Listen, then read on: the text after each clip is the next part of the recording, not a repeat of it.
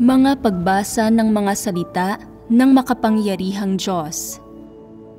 Paglalantad sa mga Antikristo.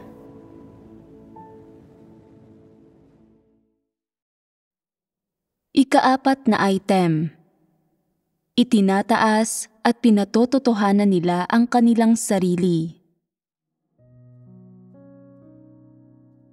Ang ikaapat na item, ang pagtataas at pagpapatotoo sa sarili, ay isang palagiang diskarte ng mga Antikristo.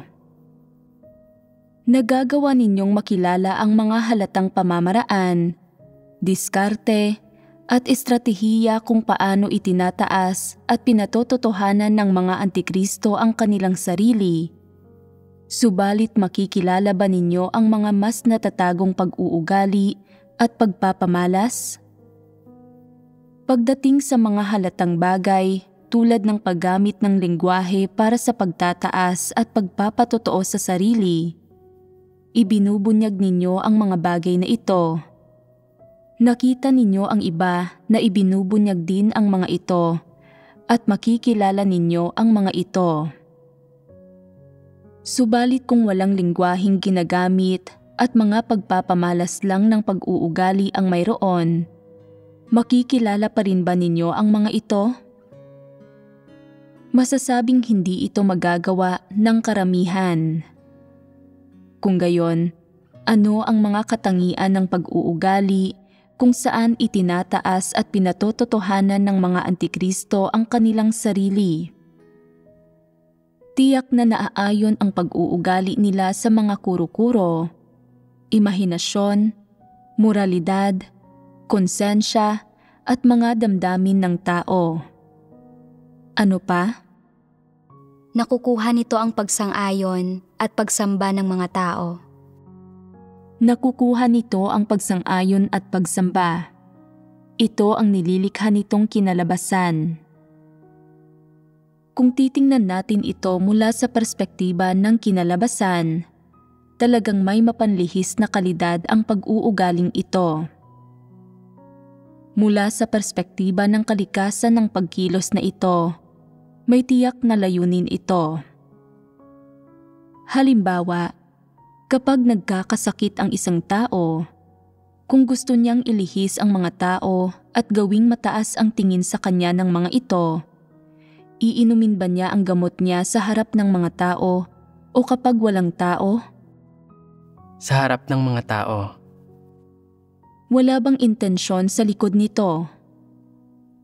Ibig sabihin nito ay may tiyak siyang layunin. Ano ang talagang layunin niya sa pag-inom ng gamot ng ganito? Gusto niyang makakuha ng kredito sa paggawa nito at sabihin sa iyo na, "Tingnan mo, nagkasakit ako sa sobrang pagod ko sa paggawa ng tungkulin ko, pero hindi pa rin ako nagreklamo o lumuha ni isang patak. Ginagamot ko ang karamdaman ko, subalit kaya ko pa ring ipagpatuloy ang tungkulin ko habang umiinom ako ng gamot." Sa katunayan, hindi naman niya nakuha ang sakit na ito mula sa pagpapakapagod niya sa paggawa ng tungkulin niya o pagkatapos niyang manampalataya sa Diyos. Sinusubukan lang niyang gamitin ang lahat ng uri ng pag-uugali para magparating ng mensahe sa mga tao na nagtitiis siya ng pagdurusa at nagbabayad ng halaga. Nalabis siyang nagdusa sa kapaligiran na ito, subalit hindi siya nagreklamo ni isang beses at napakaaktibo pa ring ginagawa ang tungkulin niya at na nagtataglay siya ng kaloobang nakapagtitiis ng pagdurusa. Ano ang di tahasang sinasabi nito sa mga tao? Na hindi mapagdududahan ang katapatan niya sa Diyos. Gusto niyang ipahayag na tapat siya at handa siyang magbayad ng halaga. Hindi ba ito isang anyo ng palihim na pagtataas sa sarili? Kung mayroon siyang katwiran, hindi niya babanggitin ang bagay na ito. Mananalangin siya sa Diyos kapag walang tao. Ipinahahayag ang determinasyon niya at sinusubukang kilalanin ang sarili niya o normal niya lang na iinumin ang gamot niya. Sa madaling salita, hindi niya gagamitin ang mga panlabas na pag-uugaling ito para sabihin sa mga tao na nagdurusa siya na tapat niyang ginagawa ang kanyang mga tungkulin at na dapat siyang gantimpalaan. Hindi niya kikimkimin ang mga layuning ito. Gayunpaman, kung kumikilos siya sa isang partikular na pasikat na paraan, gustong gawing mataas ang tingin sa kanya ng mga tao at purihin siya, may tiyak na layunin ito. At ano ang layunin niya?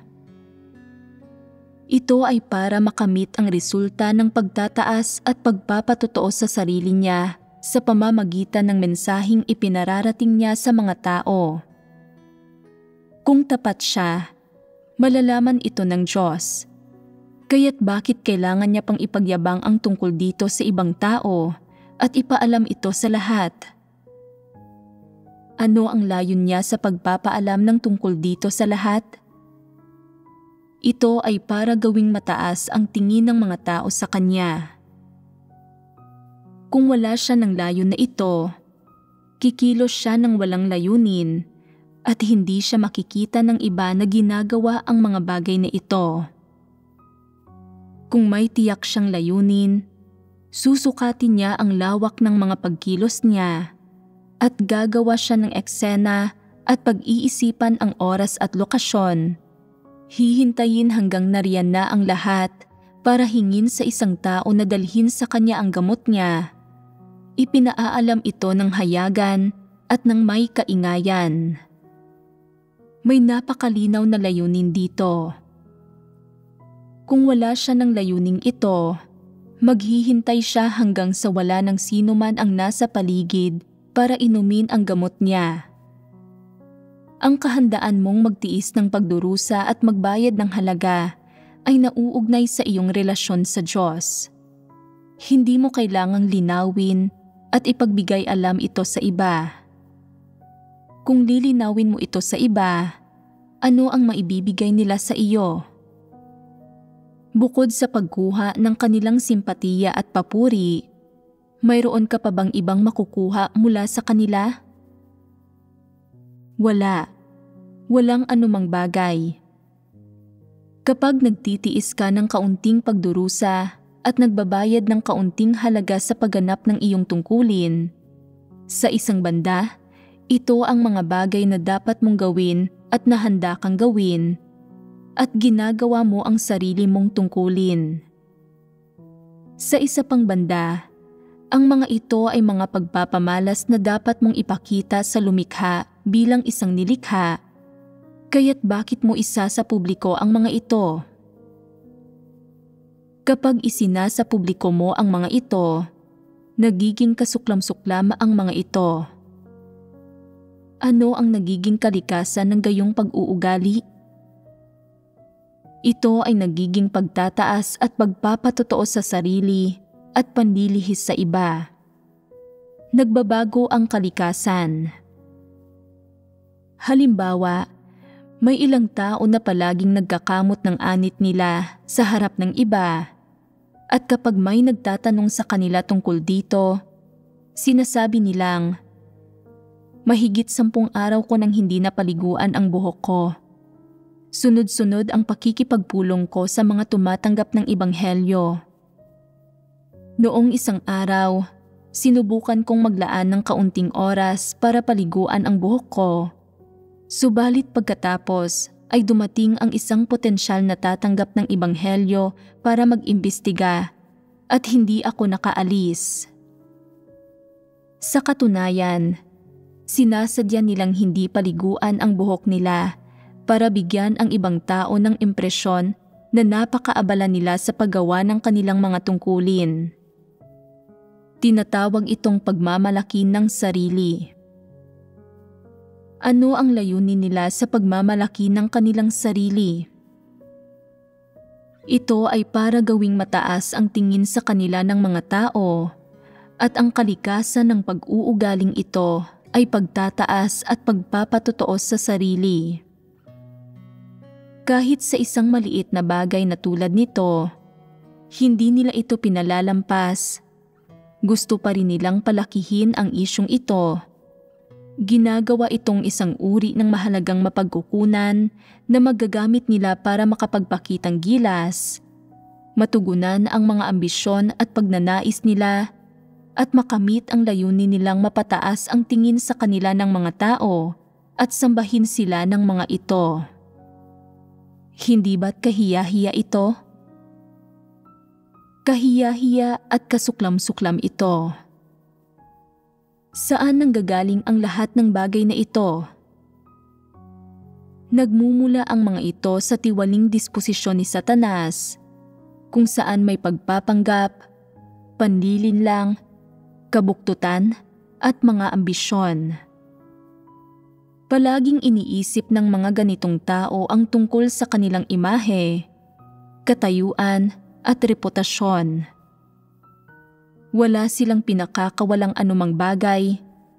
Palagi silang naghahanap ng mga paraan para gawing kapital ang mga bagay na iyon, na maging mga mapagkukunan na magagamit nila para gawing mataas ang tingin sa kanila ng mga tao at sambahin sila ng mga ito. Sa huli, kapag nakakamit na nila ang kanilang layunin, umaasta silang parang wala silang pakialam dito. Isang uri din ito ng huwad na anyo, at sa panloob, palihim talaga silang nagdiriwang at nasisiyahan sa kanilang sarili. Hindi ba't mas kasuklam-suklam pa nga ito?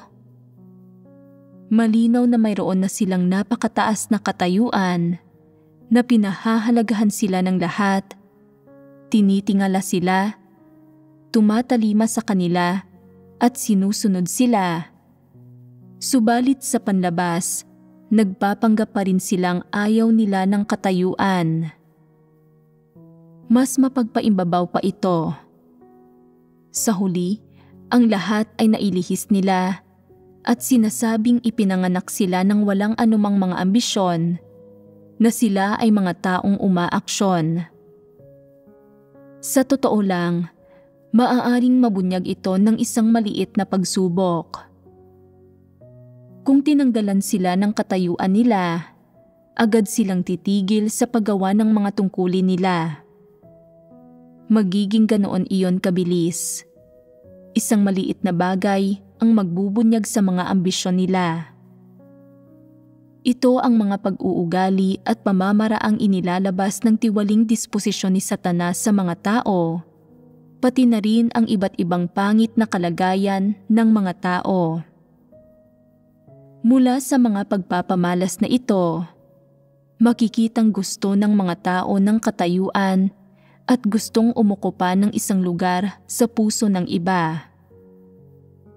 Gusto nilang angkinin ang puso ng iba, makuha ang suporta ng iba, at hikayatin ang iba na sambahin, tingalain, at sundin pa nga sila. Sa gayon ay pinapalitan nila ang posisyon ng Diyos sa puso ng ibang tao. Isa itong pagnanais na taglay ng bawat tao mula kapanganakan. At ano ang pinatutunayan nito? Na sa buhay ng mga tao, ang bagay na kumukontrol sa kanila ay ang disposisyon ni Satanas. Sa tiwaling sangkatauhan, wala ni isang tao ang ayaw sa katayuan. Kahit ang mga hangal ay gustong maging mga opisyal, at maging ang may mapupurol na pag-iisip ay gustong pamahalaan ang iba. Gusto ng lahat ang katayuan, at ginagawa ng lahat ang mga bagay-bagay alang-alang sa katayuan, at nakikipagkompetensya sa Diyos para sa katayuan. Ang bawat isa ay may ganitong uri ng pag-uugali at diskarte, pati na ng ganitong uri ng disposisyon. Kaya, kapag naglalantad tayo ng mga antikristo na nagtataas at nagpapatotoo sa sarili nila, inilalantad din natin ang mga tiwaling disposisyon ng bawat tao.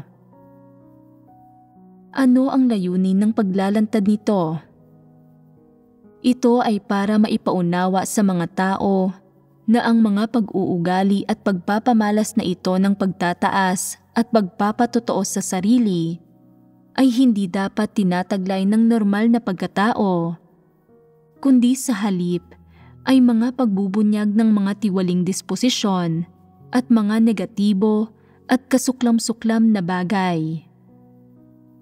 Gaano man katalino ang mga paraan mo ng pagtataas at pagpapatotoo sa iyong sarili, at gaano man kapalihim ang iyong mga pagkilos, wala sa mga bagay na ito ang dapat na tinataglay ng normal na pagkatao, at ang lahat ng ito ay kinasusuklaman, kinokondina at isinusumpa ng Diyos. Kaya, dapat isantabi ng mga tao ang mga pamamaraang ito. Ang pagtataas at pagpapatotoo sa sarili ay hindi likas na nilikha ng Diyos para sa tao. Sa halip, isa ito sa mga pinakakaraniwang pagbubunyag ng tiwaling disposisyon ni Satanas, at higit pa rito, isa ito sa pinakakaraniwan at tiyak na mga disposisyon at pamamaraan ng tiwaling diwa ni Satanas.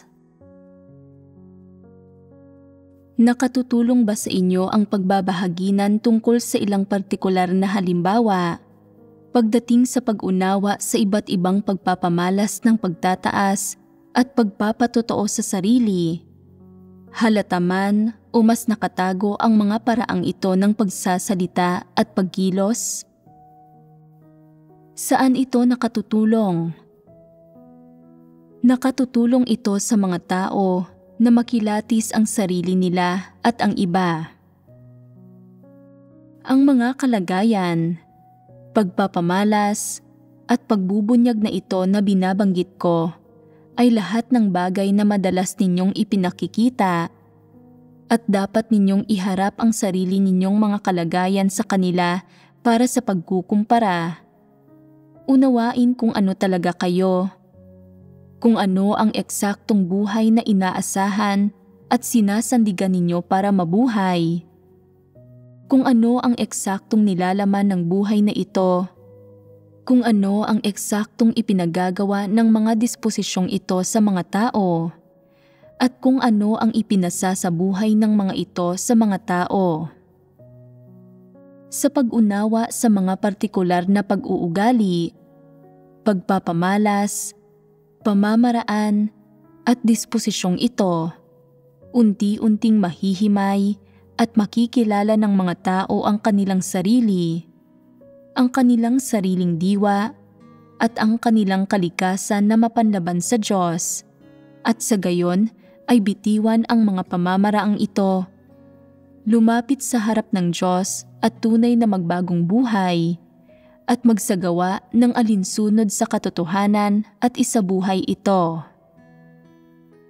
Sinasabi ng ilang tao na dahil ang pagtataas at pagpapatotoo sa sarili ay isang pamamaraan na hindi naaayon sa katotohanan at na nabibilang kay Satanas at sa mga antikristo, kung hindi ako magsasabi o gagawa ng anumang bagay, hindi ba't ibig sabihin niyon na hindi ako nagtataas o nagpapatotoo sa aking sarili? Hindi ito tama. Kung gayon, anong paraan ng pagkilos ang hindi pagtataas at pagpapatotoo sa sarili? Kung magpapakitang gilas ka at magpapatotoo sa iyong sarili tungkol sa isang partikular na bagay, makakamit mo ang resulta na mapataas ang tingin sa iyo ng ilang tao at sambahin ka. Subalit kung inilalantad mo ang iyong sarili at ibinabahagi ang kaalaman mo sa sarili tungkol sa parehong bagay na iyon, iba ang kalikasan nito. Hindi ba totoo ito? Ang paglalantad sa sarili ng isang tao para pag-usapan ang tungkol sa kaalaman niya sa sarili ay isang bagay na dapat tinataglay ng ordinaryong pagkatao. Positibong bagay ito. Kung talagang kilala mo ang iyong sarili at tama, tunay at tumpak ang sinasabi mo tungkol sa iyong kalagayan, kung nagsasalita ka tungkol sa kaalaman na ganap na nakabatay sa mga salita ng Diyos, kung iyong mga nakikinig sa iyo ay napabubuti at nakikinabang dito, at kung nagpapatotoo ka sa gawain ng Diyos at niluluwalhati siya, iyon ay pagpapatotoo sa Diyos. Kung sa paglalantad mo sa iyong sarili, marami kang nababanggit tungkol sa iyong mga kalakasan, kung paano ka nagdusa at nagbayad ng halaga at nanatiling matatag sa iyong patotoo, at dahil dito may mataas na opinyon sa iyo ang mga tao at sinasamba ka, pagpapatotoo ito sa iyong sarili. Kailangan mong masabi ang pagkakaiba sa pagitan ng dalawang pag-uugaling ito. Halimbawa, ang pagpapaliwanag kung gaano ka kahina at kanegatibo noong nahaharap ka sa mga pagsubok, at kung paanong pagkatapos mong manalangin at hanapin ang katotohanan, sa wakas ay naunawaan mo na ang layunin ng Diyos, nagkaroon ng pananalig at naging matatag sa iyong patotoo, ay pagdadakila at pagpapatotoo sa Diyos. Ito ay ganap na hindi pagpapakitang gilas at pagpapatotoo sa iyong sarili. Sa makatuwid, kung nagpapakitang gilas at nagpapatotoo ka man sa iyong sarili o hindi, higit sa lahat ay nakabatay sa kung nagsasalita ka ba tungkol sa iyong mga tunay na karanasan, at kung nakamit mo ba ang epekto ng pagpapatotoo sa Diyos. Kailangan ding tingnan kung ano ang iyong mga layunin at mithiin kapag nagsasalita ka tungkol sa iyong patotoong batay sa karanasan. Sa paggawa nito ay mapapadali ang pagtukoy kung anong uri ng pag-uugali ang iyong ginagawa. Kung may tamang layunin ka kapag nagpapatotoo ka, kahit na may mataas na opinyon sa iyo at sumasamba sa iyo ang mga tao, hindi talaga problema iyon. Kung may maling layunin ka, kahit walang may mataas na tingin sa iyo o sumasamba sa iyo, problema pa rin ito. At kung ang mga tao ay may mataas na tingin sa iyo at sumasamba sa iyo, kung gayon, mas malaking problema iyon. Sa makatuwid, hindi ka maaaring tumingin lang sa mga resulta para matukoy kung ang isang tao ay nagtataas at nagpapatotoo sa sarili niya. Dapat pangunahin mong tingnan ang layunin niya. Nababatay sa mga layunin ang tamang paraan ng pagkilala sa dalawang pag-uugaling ito. Kung susubukin mo lang na kilatisin ito batay sa mga resulta, maaaring mali mong maaakusahan ang mabubuting tao. Nagbabahagi ang ilang tao ng partikular na tunay na patotoo, at ang iba naman ay nagkakaroon ng mataas na opinyon sa kanila at sinasamba sila. Masasabi mo ba na nagpapatotoo ang mga taong iyon sa sarili nila? Hindi. Hindi mo masasabi iyon. Walang problema sa mga taong iyon. Ang patotoong ibinabahagi nila at ang tungkuling ginagawa nila ay kapaki-pakinabang sa iba, at ang mga hangal at mangmang na tao lang na may baluktot na pag-arok ang sumasamba sa ibang tao.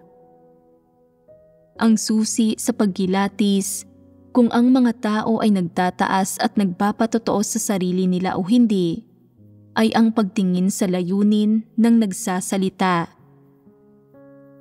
Kung ang layunin mo ay ang ipakita sa lahat kung paano nabunyag ang iyong katiwalian, at kung paano ka nagbago, at para makinabang ang iba mula rito, taimtim at totoo ang iyong mga salita at naaayon sa mga katunayan.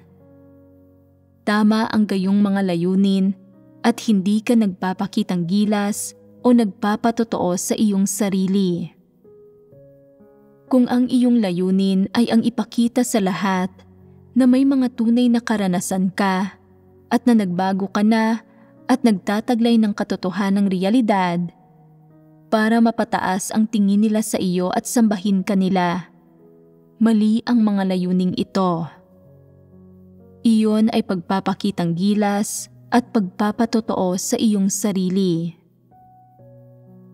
Kung ang patotoong batay sa karanasan na binabanggit mo ay huwad, may halong kasinungalingan at nilalayong linlangin ang mga tao para pigilan silang makita ang tunay mong kalagayan at para pigilang mabunyag sa iba ang mga layunin, katiwalian, kahinaan o pagiging negatibo mo.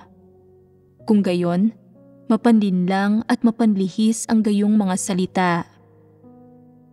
Huwad na patotoo ito, panluloko ito sa Diyos at nagdudulot ng kahihiyan sa Diyos at pinakakinamumuhian ito ng Diyos sa lahat. May mga malinaw na pagkakaiba sa pagitan ng mga kalagayang ito at lahat ng mga ito ay matutukoy batay sa layunin. Kung nakikilatis mo ang iba, makikita mo ang mga kalagayan nila at pagkatapos ay makikilala mo rin ang sarili mo at mauunawaan mo ang sarili mong mga kalagayan. Pagkatapos pakinggan ang lahat ng sermong ito, may ilang tao na patuloy pa ring nagtataas at nagpapatotoo sa sarili nila tulad ng ginawa nila noon. Paano ninyo haharapin ang mga gayong tao? Maging mapagkilatis sa kanila, ilantad sila at panatilihin ang inyong distansya mula sa kanila. Kung may halaga ang mga salita nila bilang isang punto ng sanggunian, maaari ninyong tanggapin ang mga salitang iyon. Subalit kung walang anumang halaga ang mga ito bilang sanggunian, dapat ninyong talikuran ang mga ito at huwag maimpluwensyahan ng mga ito. Kung ang mga taong pinag-uusapan ay mga lider, ilantad ninyo sila, iulat sila, talikuran sila, at huwag tanggapin ang pamumuno nila.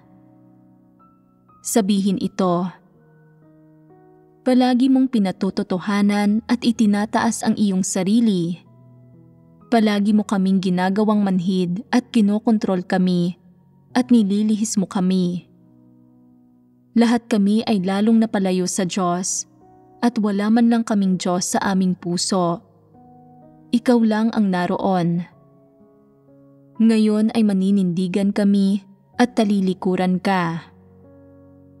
Dapat kumilos kayo ng ganito. Dapat subaybayan ninyo ang isa't isa. Sinusubaybayan ang inyong sarili at ang iba. Hindi ba ninyo madalas na kinakamot ang anit ninyo sa harap ng iba? O sinabi sa mga tao na nilaktawan ninyo ang ilang pagkain, gayong talagang kumakain kayo ng maraming merienda sa likod nila? Kapag kung minsan, hindi ito pinahihintulutan ng kapaligiran, normal lang sa mga tao na hindi maligo sa loob ng isang buwan, o laktawan ang pagsha-shower, o laktawan ang paliligo ng buhok nila dahil masyado silang abala sa gawain. Mga karaniwang pangyayari ang lahat ng ito, at ang mga ito ang mga halagang dapat bayaran ng mga tao.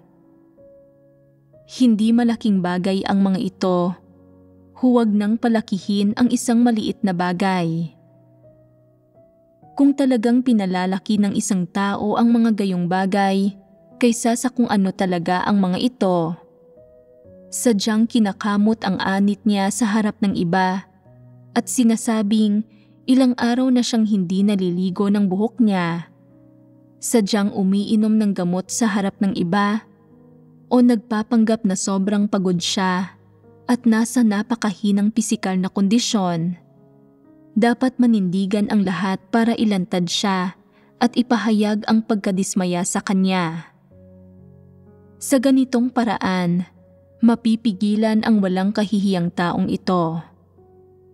Mapagpaimbabaw siya, ipinagmamalaki niya ang sarili para makita ng ibang tao, at gayon paman ay sinisikap niyang hikayatin ang mga tao na magpahayag ng pagsang-ayon sa pag-uugali niya, na tingnan siya ng may inggit, paghanga at pagpapahalaga. Hindi ba niya niloloko ang mga tao? Ang mga pamamaraang ito ay katulad noong nagtangan ang mga Pariseo ng banal na kasulatan at nanalangin sa Diyos sa mga kanto. Wala silang pinagkaiba rito. Sa sandaling binanggit ng isang tao ang mga Pariseo na may hawak na banal na kasulatan at nakatayo sa mga kanto habang nagbabasa ng mga kasulatan o nananalangin, iniisip ng mga taong ito na masyado iyong kahiya-hiya. Hindi ako gagawa ng ganoon. Gayunpaman, sinasadyan niyang uminom ng gamot o magkamot ng anit niya sa harap ng iba. Hindi niya alam na ang ginagawa niya ay may katulad na kalikasan. Hindi niya ito nauunawaan. Sa pagtagal, kapag nakatagpo kayo ng mga gayong bagay, dapat matutuhan ninyong makilatis at mailantad ang mga ganitong tao. Inilalantad ang lahat ng pagpapaimbabaw nila. Sa gayon, ay hindi sila mangangahas na kumilos sa gayong paraan. Dapat gipitin ninyo sila ng kaunti at ipaisip sa kanila na ang gayong mga pamamaraan, pag-uugali at disposisyon ay kahiya-hiya at labis na kinasusuklaman ng lahat. Kung labis silang kinasusuklaman ng mga tao, kinasusuklaman ba sila ng Diyos? Lalo pa silang kinasusuklaman ng Diyos. Likas kang wala, sapat ka na ngang kaawa-awa, kahit hindi mo pa itinataas at pinatototohanan ang iyong sarili. Kaya kung sobra ka na ngang kaawa-awa at itinataas at pinatototohanan mo pa rin ang iyong sarili, hindi ba't magiging kasuklam-suklam ito sa mga tao? Hindi mo kailanman nagawa ang iyong tungkulin ng tapat. Hindi ka kailanman kumilos ng may mga prinsipyo. At hindi mo pa natugunan ang mga hinihingi ng Diyos sa anumang aspekto. May problema ka na nga, kaya kung itinataas at pinatototohanan mo pa ang iyong sarili, hindi ba't magiging mas mahirap ang mga bagay-bagay para sa iyo? Mas mapalalayo ka pa sa mga hinihingi ng Diyos at higit pang mapalalayo mula sa pag-abot sa pamantayan para sa pagkamit ng kaligtasan. Sabihin mo sa akin, ano ang kalikasan ng problema ng pagtataas at pagpapatotoo sa sarili? Gayon kalala ginawang tiwali ni Satanas ang mga tao. Hindi ba't hindi na normal ang pagkatao at katwiran nila? Nagpakita na ba kayo ng mga pagpapamalas ng pagtataas at pagpapatotoo sa sarili ninyo sa pagganap ng inyong mga tungkulin? Sino ang makapagsasalita tungkol dito? Nakapagpakita na ako ng gayong pagpapamalas.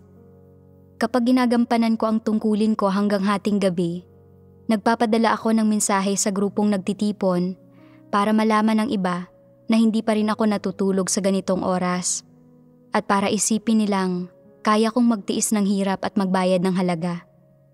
Nagawa ko na ito mismo at madalas ko ring makita ang iba na ginagawa rin ito. Mukhang marami ang gayong tao at wala sila sa minorya. Hindi ba't hindi kinakailangan ang paggawa ng gayong bagay? Napakahangal nito. Sino pa ang may anumang gustong sabihin? Nagpakita ako ng gayong pagpapamalas. Kapag nakikita ko na umiiral ang ilang problema sa gawain ng iglesia, sinisimulan kong lutasin ang mga ito. Nagbibigay ng huwad na impresyon sa mga tao na ako ay napakasigasig. Subalit, kadalasan ay wala talaga akong ginagawang anuman pagkatapos magsalita. Hindi umuusad at hindi epektibo ang mga pagkilos ko, at sa huli ay hindi pa rin nalulutas ang problema at naiiwang hindi pa rin naaayos ang usapin. Ginagamit ko ang paimbabaw na kasigasigan para lokohin ang mga tao at pagtakpan ang katunayang hindi ako nagsasagawa ng katotohanan. Nagsasalita ka ng mga hungkag na salita, nagmamayabang at hindi gumagawa ng anumang tunay na pagkilos. Hinahayaan mong makita ng mga tao ang iyong sigla na parang nagsasagawa ka ng katotohanan, subalit pagdating ng oras para kumilos, hindi ka taimtim na nagsisimulang gawin ito at sumisigaw lang ng mga islogan. Sa huli, nagsisimula ka ng malakas at nagtatapos ng tahimik. Iniiwang hindi kumpleto ang gawain. Ang gayong pagpapamalas ay panlilihis din. At sa hinaharap, kapag may nangyaring katulad nito sa iyo, magiging mapagkilatis ka ba sa bagay na ito? Kung gayon, may pakiramdam ka ba ng direksyon? Kung mangyayari muli sa iyo ang gayong bagay, maaari mong sundin ang dalawang magkaibang hakbang. Ang unang hakbang ay ang paghuhusga kung talaga bang maaasikaso mo ang bagay na ito o hindi. Kung kaya mo, dapat mong gawin ito ng seryoso at praktikal. Ang ikalawang hakbang ay ang pagdarasal sa Diyos at paghiling sa Kanya na gabayan ka sa bagay na ito. At kapag kumilos ka, kailangan mo ring tanggapin ang pangangasiwa ng lahat, habang kasabay nito ay maging determinadong makipagtulungan at magtrabaho kasama ang lahat para makumpleto ang gawaing ito.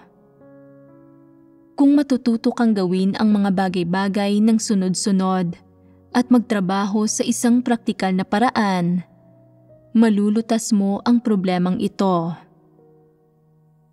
Kung palagi kang nagsasabi ng mga hungkag na salita, nagyayabang, nagsasalita ng walang pagpigil, paimbabaw na iniraraos ang mga bagay na ginagawa mo at hindi ka talaga praktikal, mapanlinlang ka. Dahil nakikita mong may problema sa gawain ng iglesia at nagagawa mong magmungkahi kung paano lulutasin ang problema, pinatutunayan nitong maaaring mayroon kang potensyal at maaaring mayroon kang mga abilidad sa paggawa para ayusin ang bagay na ito. Ang tanging problema ay nasa iyong disposisyon. Padalos-dalos kang kumilos, ayaw magbayad ng halaga at nakatuon lang sa pagsigaw ng mga hungkag na islogan.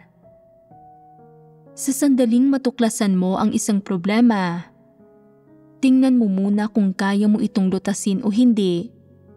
At kung kaya mo, tanggapin mo ang gawaing ito at ipagpatuloy hanggang sa dulo. Lutasin ang problema, gampanan at isakatuparan ang responsibilidad mo at iulat ito sa Diyos. Ito ang ibig sabihin ng pagganap sa mga tungkulin mo at pagkilos at pag-asal sa isang praktikal na paraan. Kung hindi mo malulutas ang problemang ito, iulat mo ito sa iyong leader at tingnan kung sino ang pinakaangkop na mga siwa sa usaping ito. Una, dapat mong tuparin ang iyong responsibilidad. Sa ganitong paraan, maisa sa katuparan mo ang iyong tungkulin at makatatayo sa tamang posisyon. Pagkatapos mong matuklasan ang problema, kung hindi mo ito kayang lutasin subalit magagawa mong iulat ito. Natupad mo na ang una mong responsibilidad.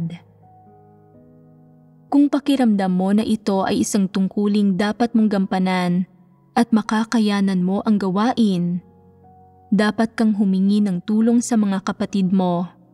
Una sa pakikipagbahaginan tungkol sa mga prinsipyo at paggawa ng isang plano. At pagkatapos ay ang pakikipagtulungan ng maayos para makumpleto ang bagay na ito. Ito ang ikalawang responsibilidad mo. Kung kaya mong akuin ang dalawang responsibilidad na ito, magagampanan mo ng maayos ang mga tungkulin mo at ikaw ay magiging isang kalipikadong nilikha. Ang mga tungkulin ng mga tao ay binubuo lang ng dalawang aspektong ito. Kung kaya mong akuin ang mga bagay na nakikita at nagagawa mo, ginagampanan ang mga tungkulin mo ng maayos. Kung gayon, naaayon ka sa mga layunin ng Diyos. May iba pa bang pagpapamalas ng pagtataas at pagpapatotoo sa sarili? Kamakailan ay nagkaroon ako ng gayong pagpapamalas. Noong ginagampanan ko ang mga tungkulin ko, nagpakaabala ako sa mga bagay-bagay buong araw at nagkaroon ng ilang problema sa iglesia na hindi ko halos nalutas. At sa halip ay pinangasiwaan ko lang ng pabasta-basta. Gayunpaman, nakita ng ilang tao na abala ako sa pagganap ng tungkulin ko araw-araw, kaya tumaas ang tingin nila sa akin at hinangaan nila ako. Hindi ba't naglalaman din ang pag-uugaling ito ng mga elemento ng pagtataas at pagpapatotoo sa sarili? Hindi ko makita ng malinaw ang bagay na ito at palaging nakararamdam ng kaunting pagpigil. Pagpapatotoo ba ito sa sarili mo? Kung abala ka sa pagganap ng mga tungkulin mo, nagagawang tiisin ang pagdurusa at hindi nagrereklamo, at mataas ang pagtingin sa iyo at hinahangaan ka ng hinirang na mga tao ng Diyos, normal ito at hindi dulot ng pagpapatotoo sa sarili mo. Abala ka lang sa pagganap sa mga tungkulin mo at hindi ipinagmamalaki ang sarili mo o nagpapakitang gilas, at hindi ka paulit-ulit na nagsasalita tungkol sa iyong mga karanasan ng pagdurusa, kaya't wala itong kaugnayan sa pagpapatotoo sa sarili mo. Gayunpaman, maraming tao ang mukhang abala sa panlabas kapag gumaganap ng kanilang mga tungkulin. Gayong sa aktwalidad, hindi nagbunga ng anumang resulta ang gawain nila at hindi nila nalutas ang anumang problema. Sinasang-ayunan ba ng Diyos ang mga taong abala sa ganoong paraan? Kung abala ka buong araw sa mga simpleng problema na maaaring malutas sa loob ng 2 oras ng mga taong nakauunawa sa katotohanan at nakaaarok sa mga prinsipyo, at nakararamdam ka ng sobrang pagod at lubos kang nagdusa, hindi ba't nagpapakaabala ka lang sa wala, nagsusumikap lang ng walang layunin? Makakamit mo ba ang pagsang-ayon ng Diyos sa pagganap sa mga tungkulin mo sa ganitong paraan? Masyadong di epektibo ang paggawa mo.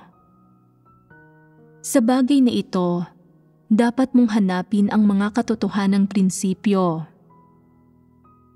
Minsan masyadong maraming ginagawa ang mga tao at talagang abala sila na isang normal na bagay.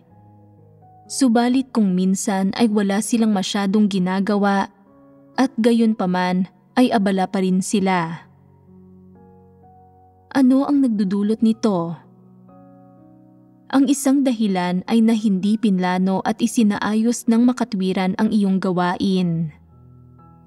Dapat mong maarok ang mga pangunahing tungkulin sa gawain, planuhin, at isaayos ang mga ito ng makatwiran at gampanan ang mga tungkulin mo ng may higit na kahusayan. Ang pagsusumikap ng walang layunin at paggawang abala sa sarili mo ng walang kabuluhan ay hindi sinasang-ayunan ng Diyos. Ang isa pang sitwasyon ay kapag ang layunin mo ay ang ipaisip sa mga tao na abala ka at ginagamit mo ang pamamaraan at huwad na anyong ito para manloko ng iba. Sa tuwing nagtitipon sila, hindi nilulutas ng ilang lider at manggagawa ang mga aktwal na problema at sa halip ay gumagawa ng mga walang kabuluhang pahayag, walang tigil na lumilihis sa paksa at patuloy na nagsasalita ng hindi nakararating sa pangunahing punto. Ang ganitong paraan ng pagiging abala, hindi pagsusumika para sa kahusayan o pag-usad, ay tinatawag na pagpapakaabala ng sarili sa wala. At anong klaseng saloobin ito? Ito ay pagraraos ng gawain ng isang tao, pagiging pabasta-basta, pag-aaksaya ng oras, at sa huli ay iniisip pa rin na anuman ang iniisip ng ibang tao o anuman ang iniisip ng Diyos, hanggat malinis ang konsensya ko ay magiging maayos ako. Kahit papaano ay hindi ako tatamad-tamad at kahit papaano ay hindi ako nakakukuha ng libre ng walang ginagawa. Sa panlabas, maaaring tila hindi ka tatamad-tamad, na hindi ka nakakukuha ng libre ng walang ginagawa, na araw-araw ay dumadalo ka sa mga pagtitipon o gumaganap ng iyong tungkulin, at na ang lahat ng iyong ginagawa ay nauugnay sa gawain ng iglesia. Subalit sa aktwalidad, sa kaibuturan mo, alam mo na ang mga bagay na ginagawa mo ay walang silbi o talagang walang kwenta, at na iniraraos mo lang ang mga bagay-bagay. Problematiko ito. Kaya, gaano mo kahusay ginagampanan ang iyong tungkulin? Alam mo na may problema ka, subalit hindi mo hinahanap ang katotohanan para lutasin ito. Ito ay pagiging pabasta-basta, manhid at mapagmatigas. Ano ang kahihinatnan ng pagiging pabasta-basta at pagpapaliban kapag ginagampanan ang mga tungkulin mo? Tiyak na hindi mo matatamo ang pagsang-ayon ng Diyos dahil hindi ka kumikilos ng may mga prinsipyo o kahusayan, at ang ganitong pagganap sa tungkulin mo ay pawang pagtatrabaho lang. Kung pinungusan at tinulungan ka, subalit hindi ka pa rin nagsisisi at nagrereklamo ka pa at negatibo at nagpapabaya habang nagtatrabaho, maaari ka lang maitiwalag. Kaya, kung hindi mo hahangarin ang katotohanan para lutasin ang problema ng pagiging pabasta-basta, gaano katagal mo mang ginagampanan ang mga tungkulin mo ay wala itong silbi, at hindi ka makaaabot sa mga pamantayan para sa pagganap ng mga tungkulin mo ng may katapatan. Napakahalagang pagnilayan ng problemang ito. Hinihingi ng Diyos na kumilos ang mga tao ng may mga prinsipyo, na isagawa nila ang katotohanan at na maging matapat sila. Kung makapapasok ang isang tao sa mga katotohanan ito, makakamit niya ang mga resulta sa pagganap ng kanyang mga tungkulin, at sa pinakamababa ay magagawa niyang kumilos ng may mga prinsipyo. Narito ang pundasyon at ang susi sa pagtataas ng kahusayan ng isang tao. Kung ang isang tao ay walang mga katotohanang prinsipyo, gaano man kaabala niyang ginagampanan ang mga tungkulin niya, at gaano man siya katagal na gumagawa bawat araw, hindi niya makikita ang tunay na mga resulta. Kapag hinahatulan kung ginagampanan ng mga tao ang mga tungkulin nila ng may katapatan, hindi tinitingnan ng Diyos kung gaano katagal nilang ginagampanan ang mga tungkulin nila, kundi sa halip ay sa praktikal nilang mga resulta at kahusayan nila sa gawain, at kung kumikilos sila ng may mga prinsipyo at alinsunod sa katotohanan. Sa madaling salita, tinitingnan niya kung ang mga tao ay may tunay na patotoo na batay sa karanasan at buhay pagpasok sa pagganap ng mga tungkulin nila. Kung walang anumang katotohanang realidad ang mga tao, kung gayon ay mga trabahador lang sila, subalit kung nakapagsasagawa sila ng katotohanan at nakakikilos sila ng may mga prinsipyo, isang palatandaan iyon na ginagampanan nila ang kanilang mga tungkulin bilang mga tao ng Diyos. Sa pamamagitan ng pagkukumparang ito, mauunawaan na ang mga nakatutugon lang sa mga pamantayan sa pagganap ng kanilang mga tungkulin ang maituturing na mga tao ng Diyos. Iyong mga hindi nakatutugon sa mga pamantayan na palaging pabasta-basta ay mga trabahador. Kung mauunawaan ng isang tao ang katotohanan at kumikilos ng may mga prinsipyo, hindi magiging problema para sa kanya ang pagganap ng anumang tungkulin, at hanggat saglit siyang nangangapa, sa huli ay matutugunan niya ang mga pamantayan sa pagganap ng mga tungkulin niya. Para naman sa iyong mga may napakababang kakayahan o palaging pabasta-basta, mahihirapan silang tugunan ang mga hinihingi, at ang pagganap sa kanilang mga tungkulin ay walang iba kundi pagtatrabaho. Para naman sa mga tao na magulo ang isip, mga hangal, at mga taong may mababang pagkatao na hindi gumagawa ng wastong gawain, hindi tumatanggap sa katotohanan gaano man ito ibinabahagi, at patuloy na kumikilos ng walang ingat, maaari lang silang itiwalag at hinahayaang manampalataya sa Diyos paano man nila gustuhin. Kaya, kung hindi ginagampanan ng isang tao ang kanyang tungkulin ng may mga prinsipyo at nagpapakaabala ng walang layunin at ginagawang abala ang sarili niya sa wala araw-araw, kailangan niyang mabilis na hanapin ang katotohanan para malutas ito at kumilos ng may mga prinsipyo. Dapat niyang magampanan ang tungkulin niya ng normal araw-araw at hindi lang makontento kapag nakapagtrabaho na siya ng mahabang panahon. Binibigyang halaga ang kahusayan at paglikha ng isang tapos na produkto.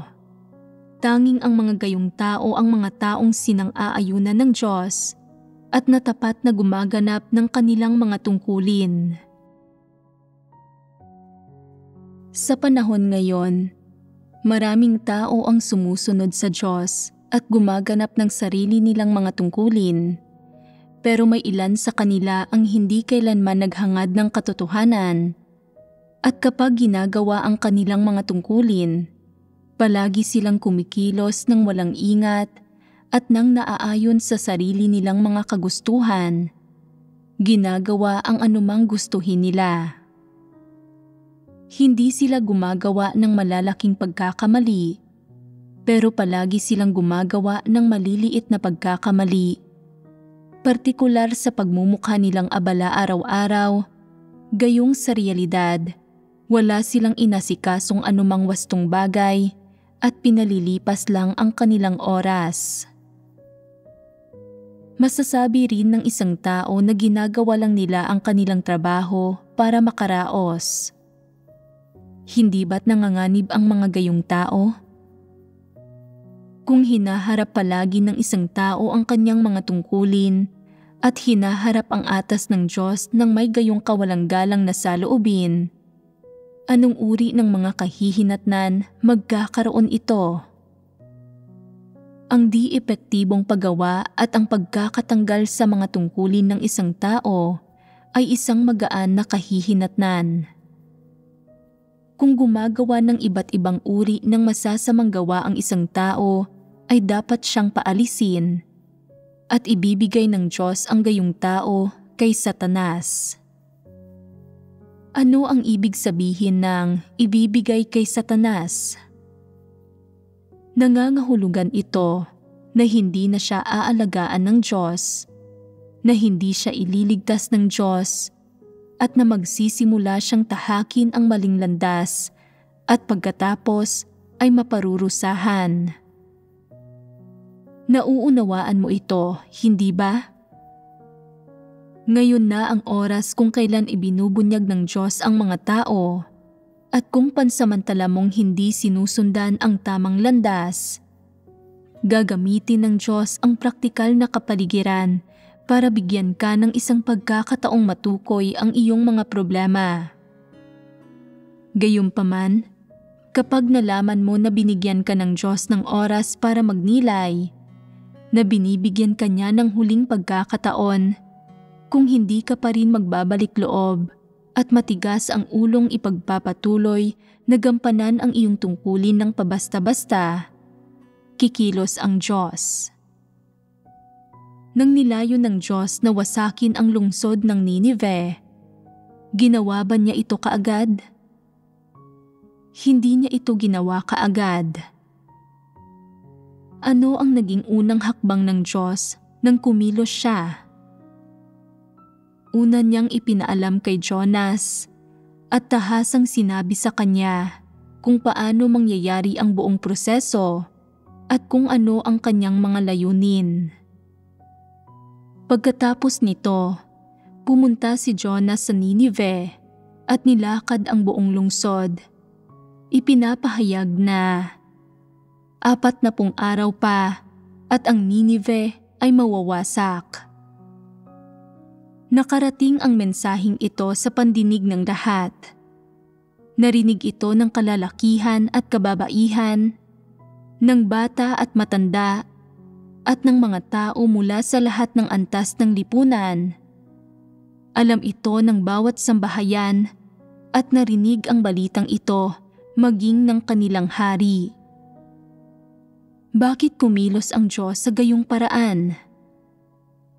Sa pagtingin sa bagay na ito, makikita ng isang tao kung inililigtas, ibinubunyag, o pinarurusahan man niya ang mga tao. Lahat ng paraan ng kanyang pagtrato sa mga tao ay may mga tuntunin at prinsipyo. Hindi siya kumikilos sa biglaang kapritsyo. Agad na winawasak ang isang tao kapag hindi niya gusto ang itsura nito. Sa halip, hinahayaan niyang lumipas ang ilang panahon. Ano ang kanyang layunin sa pagpapaubayan niyang palipasin ang panahon? Ito ay para ipaalam sa mga taga-Ninive kung ano ang kanyang gagawin, para hayaan silang magnilay at unti-unting mauunawaan ang kanyang mga layunin at unti-unting magsimulang magbalik loob. May proseso para makilala ito ng mga tao at ang 40 araw na ito ang oras na ibinigay ng Diyos sa mga tao para magbalik loob. Kung hindi pa rin sila nagbabalik loob pagkaraan ng 40 araw at hindi ikinumpisal ang kanilang mga kasalanan sa Kanya, tutuparin ng Diyos ang bagay na ito alinsunod sa sinabi niyang gagawin niya.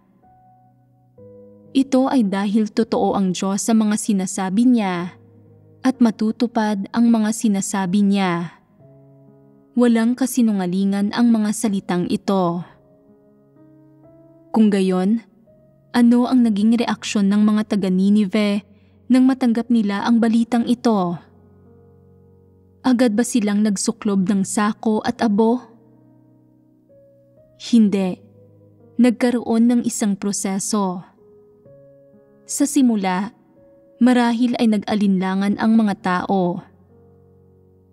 Lilipulin tayo ng Diyos. Sinabi niya ba talaga iyon? Anong ginawa natin? Pagkatapos nito, ipinaalam ng lahat ng mga sambahayan sa isa't isa ang tungkol sa bagay na ito at tinalakay ito ng magkakasama. Naramdaman nila na dumating ang isang krisis at na sila ay nasa sangangdaan ng buhay at kamatayan. Kaya, ano ang dapat nilang gawin? Dapat ba silang mangumpisal at magsisi o mag-alinlangan at lumaban? Kung talagang pinili nilang mag-alinlangan at lumaban, ang kahihinatnan ay na malilipol sila pagkatapos ng 40 araw. Pero kung ikinumpisal nila ang kanilang mga kasalanan at nagbalik loob, magkakaroon pa rin sila ng isang makakapitan. Pagkatapos talakayin ang bagay na ito sa lahat ng antas sa loob ng maraming araw, napakaraming minorya ng mga mamamayan ang nagawang mag-angkin ng saloobin ng pangungumpisal ng kanilang mga kasalanan at pagbabalik loob. Nagawa nilang yumukod sa pagsamba, maghandog ng mga sakripisyo o magpakita ng ilang mabubuting pag-uugali at pagpapamalas. Subalit, may isang napakahalagang tao na nagligtas sa lungsod na ito. Sino ito? Ito ay ang hari ng Ninive. Inutusan niya ang buong bansa, mula sa hari hanggang sa pinakamababang karaniwang tao, na sukluban ang sarili nila ng sako at abo, na ikumbisal ang kanilang mga kasalanan at magsisi sa Diyos na si Jehovah. Pagkatapos maglabas ng gayong kautusan, may sino man ba sa lungsod na maglalakas loob na hindi gawin ito? May ganitong uri ng kapangyarihan ang isang hari. Kung ginamit niya ang kapangyarihang taglay niya para gumawa ng ilang masasamang bagay, nagdanas sana ng malaking sakuna ang mga tao sa bansa. Sa halip ay ginamit niya ang kapangyarihang ito para gumawa ng mabubuting bagay, mga bagay ng pagsamba sa Diyos at pagbabalik loob sa Kanya, at napanatili ang lungsod, at nailigtas ang mga tao sa buong bansa, at nagkaroon sila ng pag-asa na mapatawad. Hindi ba't ito ay napagpasyahan ng isang pag-iisip ng haring ito? Kung sinabi niya na, kahit handa pa kayong magsisi, hindi ko gagawin ito. Bahala kayo sa inyong sarili. Hindi ako naniniwala sa gayong mga bagay at wala akong ginawang anumang masama. Higit pa riyan, mayroon akong katayuan. Kaya ano ang magagawa ng Diyos sa akin? Maaari ba niya akong pagbawalan mula sa trono? Mawasak na kung mawawasak ang lungsod. Kahit wala ang mga karaniwang taong ito, ay magiging hari pa rin ako, tulad ng dati. Paano kung nagkaroon siya ng gayong ideya, gayong linya ng pag-iisip? Kung magkagayon, ay mas kaunting karaniwang tao ang maaaring nailigtas, at sa huli ay maaaring inilabas ng Diyos ang mga piling tao na handang magsisi. Pagkatapos niyang ilabas sila, iyong mga mas ginusto pang mamatay kaysa magsisi ay nawasak na sana kasama ng lungsod, at syempre kasama nila ang hari. At para sa mga handang magsisi, nagawa pa sana nilang patuloy na mabuhay pagkatapos silang ilabas ng Diyos sa lungsod. Subalit, ang pinakamagandang bagay tungkol dito ay nagawa ng hari ng Ninive na manguna sa pagsusuklob sa kanyang sarili ng sako at abo, at sinabi rin sa mga karaniwang tao ng lungsod, mapababae o lalaki, bata o matanda, kahit sino pa sila, opisyal man na may mataas na ranggo o mababang uri ng isang magsasaka, mula sa mga aristokrata hanggang sa mga ordinaryong sibilyan, na dapat nilang lahat na sukluban ang kanilang sarili ng sako at abo at lumuhod sa harap ng Diyos na si Jehovah sa pagsamba, magpatira pa at ikumpisal ang kanilang mga kasalanan o ipahayag ang kanilang saloobin ng pagbabalik loob, talikuran ang kanilang masamang pamamaraan at talikuran ang kasamaan sa kanilang mga kamay, magsisi sa Diyos at magdasal na huwag niya silang lipulin. Nanguna ang hari ng Ninive sa pamamagitan ng pagsisisi at pangungumpisal ng kanyang mga kasalanan sa Diyos, at sa paggawa nito ay nailigtas ang lahat ng mamamayan ng lungsod na may maraming taong nakinabang kasama niya. Sa pangunguna sa paggawa nito, naging mahalaga ang kanyang kapangyarihan.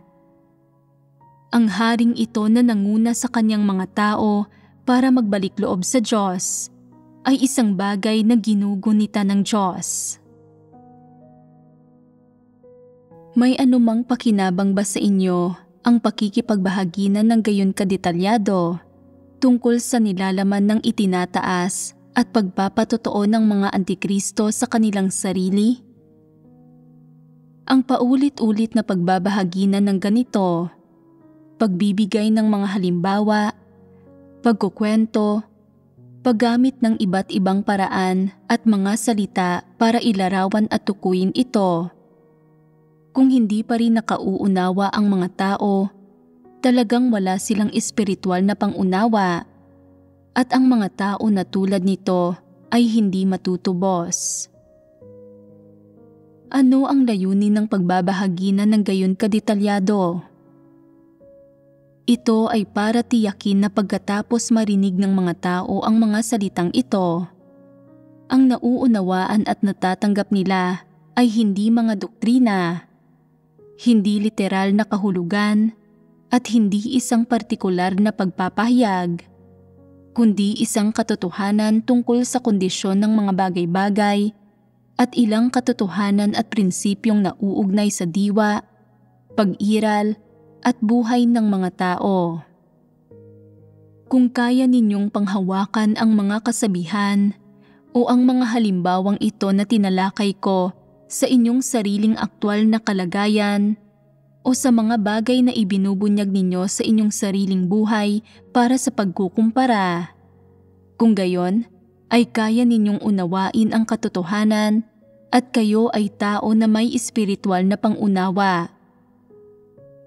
Ang pagkukumpara sa mga ito ay nangangahulugang pag-uugnay sa bawat halimbawa at issue na tinalakay sa iyong kalagayan at pag-uugnay sa bawat aspekto ng katotohanan na pinagbabahaginan sa iyong sariling kalagayan at sa iyong sariling mga pagbubunyag. Kung alam mo kung paano pag-uugnayin ang mga bagay na ito at gamitin ang kaalamang ito, kung gayon, ay mayroon kang espiritual na pangunawa, mayroon kang pag-asa na makapasok sa katotohanang realidad at mauunawaan mo ang katotohanan. Kung hindi mo nauunawaan anuman ang sinasabi, kung hindi mo naiuugnay ang mga bagay na ito sa iyong sarili, kung sa palagay mo ay walang kinalaman ang anumang naririnig mo sa kung ano ang iyong ibinubunyag at sa iyong sariling kalikasang diwa, at kung hindi mo mahanap ang kaugnayan, ganap kang mangmang at walang maunawa ang anuman. Wala kang espiritual na pangunawa. Ang gayong mga tao na walang espiritual na pangunawa ay maganda lang para sa pagtatrabaho at hindi makapapasok sa katotohanang realidad. Ang mga taong gustong magkamit ng kaligtasan ay dapat pumasok sa katotohanang realidad, at para makapasok sa katotohanang realidad ay dapat na nauunawaan ng isang tao ang mga salitang ito at nauunawaan ang mga kwento at pangyayaring ito na aking tinalakay. Gayon din kung ano ang bawat bagay, bawat uri ng pagbubunyag, at ang diwa ng bawat uri ng tao at ang kanilang mga pagpapamalas at kalagayan, at magawang panghawakan ang lahat ng ito sa kanilang sarili. Sa ganitong paraan lang nila mauunawaan ang katotohanan. Kung hindi nila maaabot ang puntong ito, hindi nila ito mauunawaan. Katulad ito ng pag-aalaga ng mga tao ng manok.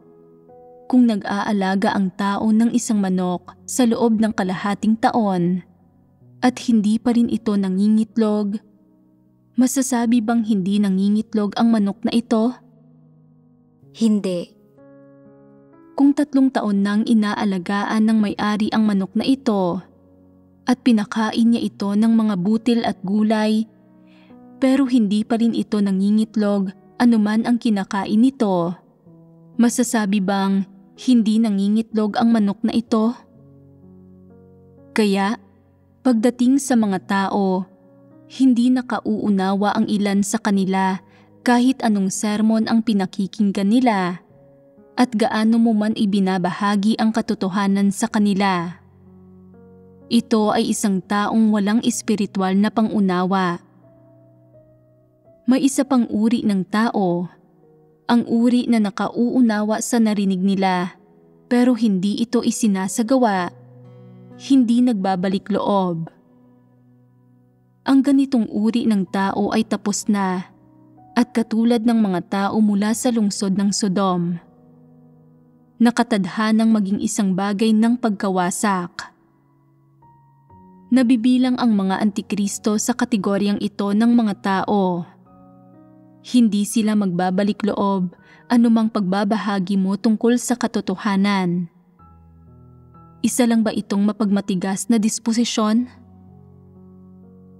Mayroon silang kalikasang diwa na sumasalungat sa Diyos at mapanlaban sila sa katotohanan. At para sa gayong tao, imposible para sa kanilang maunawaan ang katotohanan.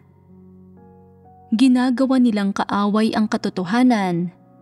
Sinasalungat ang katotohanan at ang Diyos at mapanlaban sa mga positibong bagay. Kaya kapag nagbabahagi ka tungkol sa katotohanan, hindi nila ito tinatrato bilang katotohanan, kundi isang uri ng teorya, karunungan o doktrina. Pagkatapos nilang makinig sa pagbabahaginan, sinasangkapan nila nito ang kanilang puso para pagkatapos nito ay makakapagpapasikat sila at makapagkakamit ng sarili nilang interes, katayuan, kasikatan at pakinabang. Ito ang kanilang layunin. Gaano ka man magbahagi tungkol sa katotohanan at anumang halimbawa ang iyong tinatalakay, hindi mo sila mababago at hindi mo mababaligtad ang kanilang mga layunin o mababago ang paraan nila ng paggawa ng mga bagay-bagay. Sila ay isang taong hindi naghahangad sa katotohanan. Ang mga taong hindi tumatanggap at nagsasagawa ng katotohanan pagkatapos marinig ito ay hindi mababago ng katotohanan at hindi ililigtas ng Diyos ang gayong mga tao.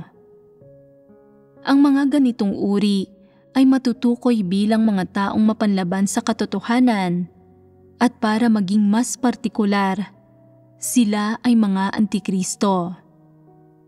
Ito ang pagkakaiba sa pagitan ng mga antikristo at mga ordinaryong tao.